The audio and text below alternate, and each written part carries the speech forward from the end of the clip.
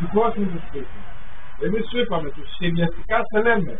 Πρέπει να σε προτείνουμε λίγο. Ωραία. Και από εκεί και πέρα είναι δικό σου. Δεν είναι δικό μου. Δεν θα μείνω εγώ εδώ.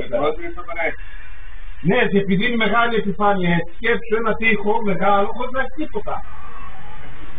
Αυτό σου λέω. Και αυτό εκεί δεν έχει τίποτα. Ναι, αλλά είναι πολύ χαμηλό όμως. Εκείνο δεν έχει τίποτα. Ωραία. Εκείνο και το σέκτο ορμητάκι. Η πίσω αποθήκη, εκεί που έχει παράθεση τα έβαλε. Μικρούς. Μέσα είναι σχέδιο, όπως έτσι θα κάνει. Όπως έτσι θα κάνεις, ρε. Τι λέει, δεν λέει. Τώρα εμείς τρεις είμαστε, δεν είναι. Δεν είναι εδώ η γυναίκα μόνο, εμείς τρεις είμαστε. Δεν ξέρω, εμείς έτσι σαν τα πάνελ θα μπουν πρώτα και μετά θα κόψουμε για τα παράθυρα. Ναι, όχι. Όλα θα τα κλείσουμε και μετά θα σε αφήσουμε. Εμείς είμαστε εδώ τώρα, οι τρεις. Γιατί εμείς θα πάρουμε απόφαση, ρε. Γιατί θα πάρει. Θα πάρουμε, γιατί να σε πούμε.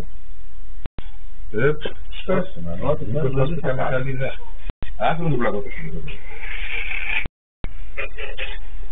Και μας πήκαμε καλή ιδέα, ρε. Άσε, ρε.